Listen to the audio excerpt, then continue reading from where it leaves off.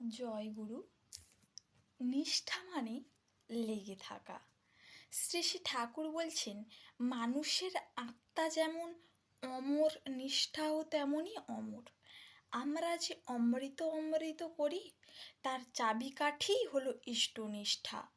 ইষ্টনিষ্ঠা যেই একজনকে পেয়ে বসে, তখন এক একটা প্রবৃত্তির সিন্ধুকের ডালা খুলে যেতে থাকে এবং বিভিন্ন প্রবৃত্তি ইষ্টমুখী অর্থাৎ একমুখী হতে থাকে।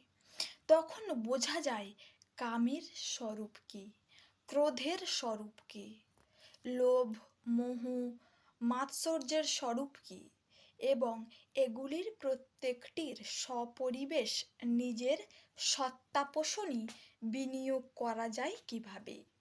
তখন মানুষ প্রবৃত্তির হাতে গিয়ে পড়ে না, বরং প্রবৃত্তিগুলি তার হাতে খেলার পুতুলের মতো হয়ে দাঁড়ায়, বেফাঁস চলন বন্ধ হয়ে যায়। এইভাবে মানুষের ভেতরে অখণ্ড ব্যক্তিত্বের প্রতিষ্ঠা হয়। সে প্রাজ্ঞ হয়ে ওঠে, বোধিসত্ত্ব হয়ে ওঠে।